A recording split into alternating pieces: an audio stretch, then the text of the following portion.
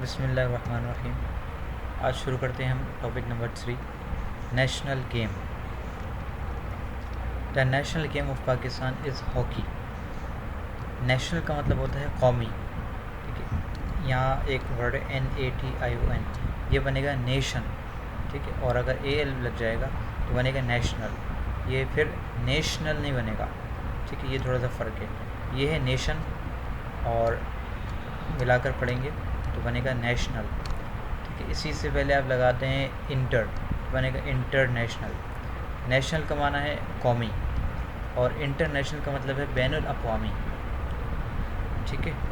तो पाकिस्तानी कहलाएं या नेशनल कहलाएं एक ही बात है। और पूरी दुनिया के अतबार से अगर कोई चीज़ होगी तो वो इंटरनेशनल होगी। जैसे बास कंपनीज जो हैं वो इंटरनेशनल कंपनीज होती हैं, तो वो पूरी दुनिया में जो दुनिया यानी कि पाकिस्तानी कंपनी या और कोई कंपनी जो पूरी दुनिया में चलती है, पूरे मुल्क में चलती है जो।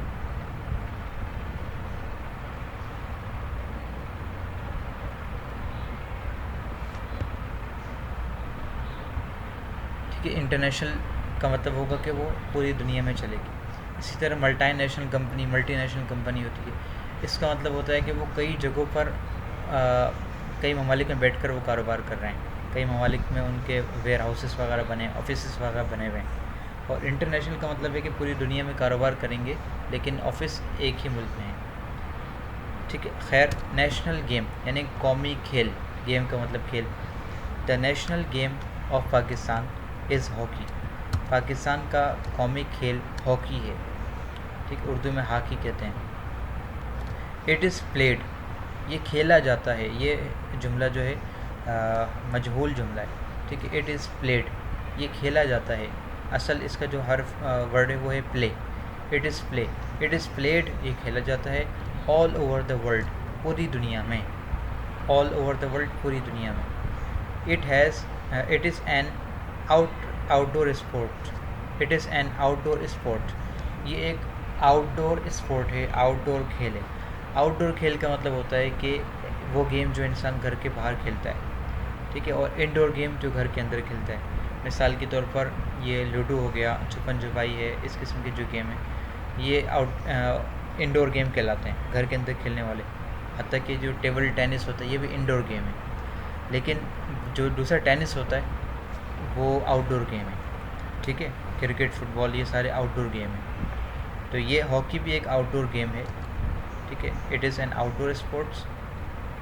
इट इज़ प्लेड, ये खेला जाता है बिटवीन टू टीम्स, दो टीमों के दरमियान, ठीक है। बिटवीन का माना है दरमियान, और दो चीज़ों के तक़ाबुल और फासला, यानी दो चीज़ों के दरमियान के हवाले से बात करने के लिए बिटवीन आता है, वरना दो से ज़ायद के लिए जो है वो अमंग आता है। तो इट इज़ प्लेड, ये खेला जाता है बिटवीन टू टीम्स, दो टीमों के दरमियान। इट हैज़ 11 प्लेयर्स, इस खेल में 11 खिलाड़ी होते हैं। इट हैज़ 11 प्लेयर्स 11 खिलाड़ी होते हैं। इन ईच टीम, हर टीम में। तो बाज़ मरतबा तर्जमा जो है वो उल्टा करना पड़ता है। वो किस तरह कि इन ईच टीम, हर टीम में 11 प्लेयर्स 11 खिलाड़ी इट हैज़ होते हैं, ठीक है। इट का कोई ख़ास माना नहीं, लेकिन इट जो है इस जुमले को स्टार्ट करने के लिए आ रहा है। और हैज़ जो है वो ताल्लुक़ के लिए आता है, मिल्कियत के लिए आता है। तो it has 11 players in each team, हर टीम में 11 खिलाड़ी होते हैं। It is played with a stick curved at one end. It is played, ये खेला जाता है विद अ स्टिक, एक डंडी के साथ, एक छड़ी के साथ, एक स्टिक के साथ। कर्व, जो कि मुड़ा हुआ होता है, वो डंडी जो है वो आगे से मुड़ी होती है। एट वन एंड, एक जानिब से, ठीक है। दूसरी जानिब से तो वो डंडी सही होती है, एक तरफ से मुड़ी होती है। तो इसको लिखा है कि कर्व, मुड़ा हुआ होना, एट वन एंड, एक सिरे से, एक जानिब से। The ball is to hit into the net, गेंद को नेट में मारना होता है। ये जो स्ट्रक्चर आ रहा है, इज़ आ रहा है, इसके बाद टू भी आ रहा है, इज़ टू हिट। इसका मतलब होता है कि ये काम करना है, ठीक है, ऐसा होना है। तो the ball is to hit, गेंद को मारना होता है, इनटू द नेट, नेट के अंदर, ठीक है, नेट के अंदर। It is a good game, ये एक अच्छा खेल है, ये एक अच्छा गेम है। इट इंक्रीज़ आवर स्टेमिना, अब इट से मुराद ये ज़मीर के तौर पर है, इसका मतलब है कि ये हॉकी, ये खेल। तो इट इंक्रीजेस आवर स्टेमिना, ये हमारा स्टेमिना बढ़ाता है। इंक्रीज़ का मतलब है बढ़ाना और डिक्रीज़ का मतलब है कम करना। ठीक है, आवर स्टेमिना यानी कि हमारी ताकत, हमारी तवानाई। ठीक है, स्टेमिना आमतौर पर वो ताकत को कहते हैं जो इंसान एक ही वक्त पर खेलता रहे। तो ये चीज़ स्टेमिना कहलाती है कि एक वक्त में आप कितना दौड़ सकते हैं, एक वक्त में आप कितना खेल सकते हैं। ठीक है, तो ये स्टेमिना होता है। अगर कोई बंदा लंबे वक्त तक जो है खेल सकता है तो उसको कहेंगे इसका स्टेमिना बहुत अच्छा है। ठीक है, बाज़ लोग बिल्कुल नहीं दौड़ सकते, कहा जाएगा उनका स्टेमिना सही नहीं है। हॉकी टीचिस अस टीम वर्क। हॉकी ये गेम है। टीचिस, ये टीचिस निकला है टीच से। टीच का मतलब होता है पढ़ाना। ठीक है, और टीच से ही बनेगा टीचर। ठीक है, TEACH, ई के बाद यहाँ आर लगा दें, ये बन जाएगा टीचर। टीचर का मतलब होता है उस्ताद। तो जैसे स्टूडेंट होता है, ठीक है, वो स्टडी करता है, इसी तरह टीचर टीच करता है। तो टीच का माना पढ़ाना, सिखाना। हॉकी हमें ये सबक देता है, हमें सिखाता है।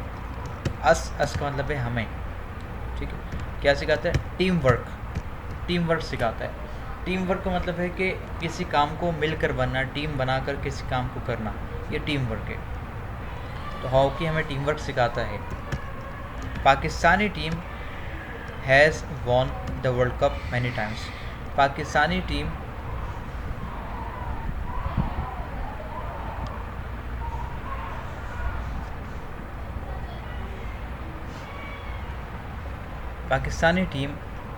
Has won the world cup many times. ठीक है, पाकिस्तानी टीम ने वॉन का मतलब होता है जीता है। ठीक है, अच्छा ये हैज़ यहाँ पर जो आ रहा है ये जो है मिल्कियत, कब्ज़ा और ताल्लुक़ वाले माने में नहीं आ रहा। ठीक है, ये टेंस का एक जुमला है। टेंस क्या है? टेंस जो है इंशाल्लाह अगली क्लास बुक 3 में आ जाएगा। ये यूँ समझ लें किसी एक्सपीरियंस को बताने के लिए यहाँ पर आ रहा है। ठीक है, पाकिस्तानी टीम ने जीता है, इस तरह ये इसका माना बनेगा। Pakistani team has won, Pakistani team ने जीता है। ये जो वॉन है इसको वॉन भी पढ़ा जाता है और वन भी पढ़ा जाता है। ठीक है, ONE वन वाला जो साउंड है वो भी चलता है यहाँ पर। ये दोनों अमेरिकन ब्रिटिश का फ़र्क है इसमें। तो पाकिस्तानी टीम हैज़ वॉन या Pakistani British has one the world cup many times. Pakistani team ने जीता है world cup many times, world cup को कई मरतबा।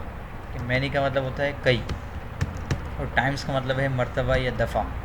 ठीक है, इतनी दफ़ा, कई दफ़ा या कई मरतबा इसने जीता है। इसके बाद ये एक्सरसाइज है, मैं इसके सवालात का तर्जुमा कर देता हूँ। What is the national game of Pakistan? Pakistan का नेशनल गेम, कौमी खेल कौन सा है? What type of game hockey is? Hockey किस तरह का गेम है, इंडोर और आउटडोर? ठीक है, आपको बताना है कि hockey is an indoor game या फिर hockey is an outdoor game. ठीक है, इस तरह जुमला मुकम्मल करना है। इसके बाद नंबर 3 है why is it a good game? ये एक अच्छा खेल क्यों है? और नंबर 4 है what does hockey teach us? Hockey हमें क्या सिखाता है? ये इसका पूरा सबक है, आप इसको देख लीजिएगा। यहाँ पर इसमें तमाम सवालात के जवाब मौजूद हैं। इसके बाद टॉपिक नंबर 4, डॉल्फिन।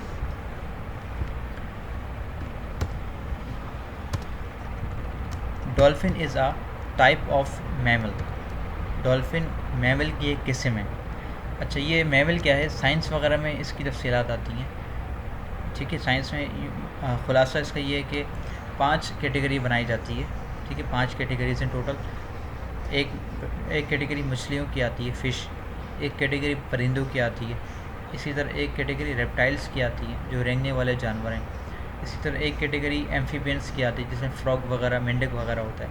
और एक कैटेगरी मैमल्स की आती है। मैमल्स की कैटेगरी जो है ये बहुत बड़ी है, इसमें कई जानवर हैं।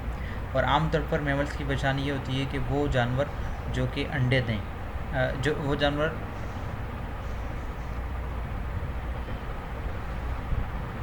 और मैमल्स की जो पहचान है वो ये है आम तौर पर वो जानवर जो कि बच्चे देते हैं, अंडे नहीं देते, बच्चे देते हैं।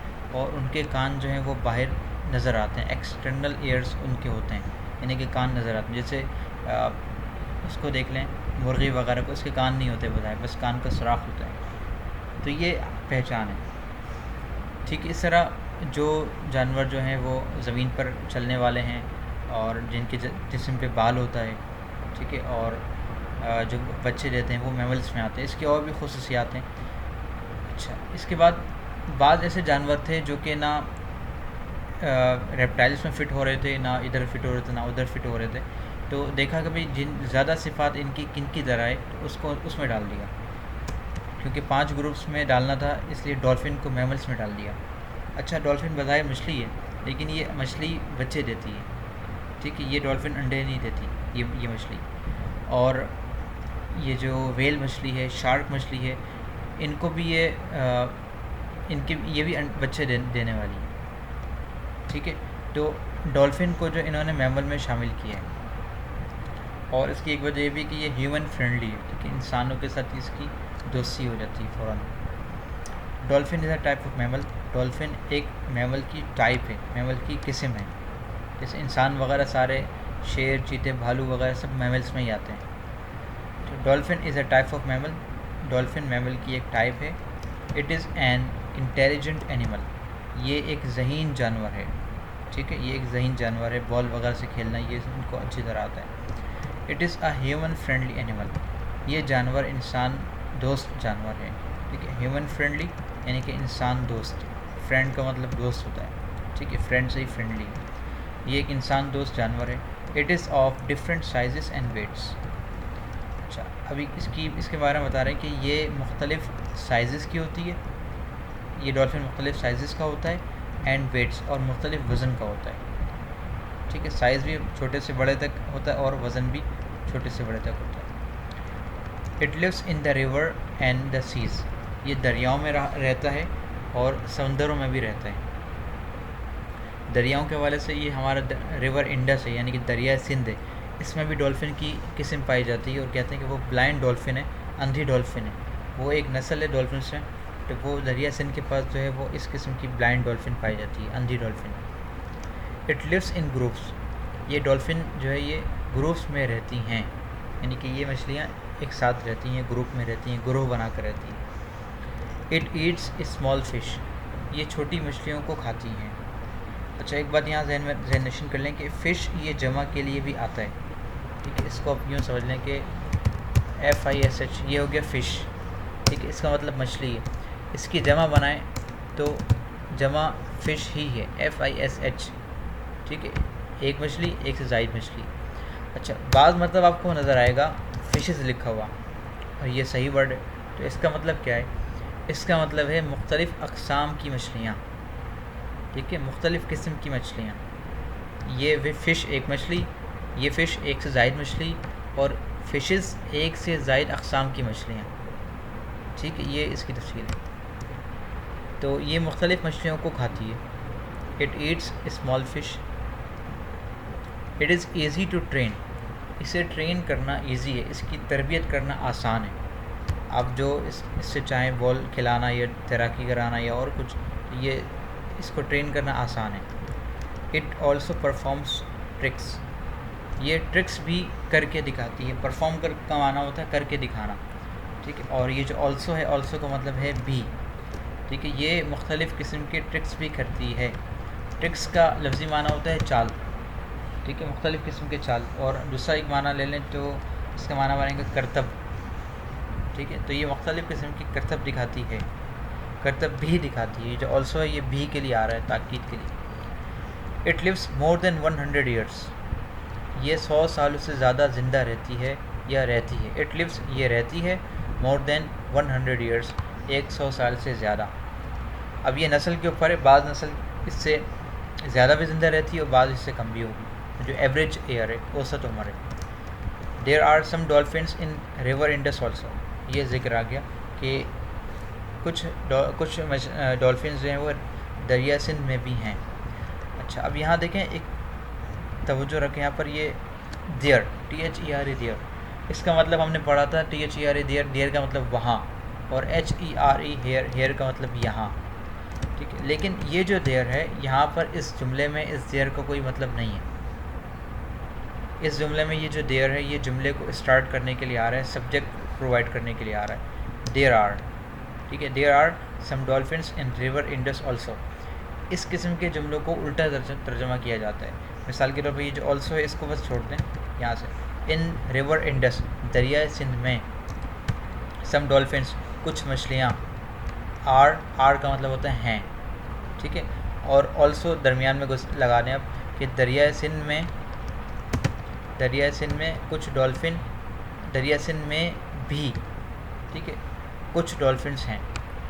तो दरिया सिंध में भी कुछ डॉल्फिन्स मौजूद हैं। More than 40 types of dolphins have been found. More than 40, ठीक है, 40 से ज़्यादा, मोर देन 40, 40 से ज़्यादा, टाइप्स ऑफ डॉल्फिन्स, अक़साम के डॉल्फिन्स, हैव बीन फाउंड, दरियाफ़्त कर लिए गए हैं या ढूंढ लिए गए हैं, ठीक है। फाउंड का लफ्ज़ी माना ढूंढ लेना होता है, तलाश करना होता है, और यहाँ दरियाफ़्त करना तर्जुमा कर देंगे तो सही है, कोई गलत नहीं होगा। इसके बाद एक्सरसाइज पर आ जाएं। Is dolphin an intelligent animal, क्या डॉल्फिन एक ज़हीन जानवर है? अगर है तो आप लिखेंगे yes, it is an intelligent animal. अगर नहीं आप लिखेंगे no, it is not an intelligent animal. इसके बाद व्हाट डज़ इट ईट, ये क्या खाती है? How long does dolphin live, dolphin जो है ये कितने वक्त तक ज़िंदा रहती है? How many species of dolphins are there, dolphins के कितनी नस्लें हैं? ये स्पीशीज़ का मतलब होता है नस्ल, ठीक है। स्पीशी सिंगुलर है और स्पीशीज़ ये प्लुरल है, और CI जो है यहाँ पर ये शीन की आवाज़ दे रहा है, स्पीशीज़, ठीक है। डॉल्फिन की कितनी स्पीशीज़ हैं, कितनी नस्लें हैं? तो ये इसका कुल टॉपिक है, इसमें ये तमाम सवाल के जवाब मौजूद हैं। इसके बाद आते हैं टॉपिक नंबर 5, माई सेल्फ़। अच्छा, माई सेल्फ़ का मतलब होता है कि मेरी ज़ात, यानी कि मैं।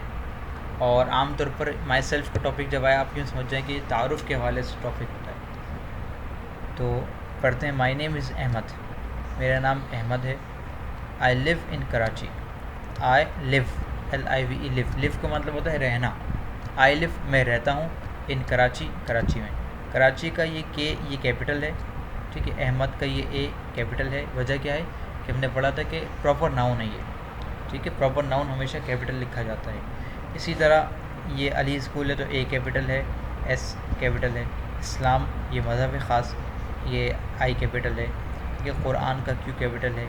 ये बिरयानी फेवरेट डिश है, B कैपिटल है, ठीक है। फुटबॉल का F ये कैपिटल।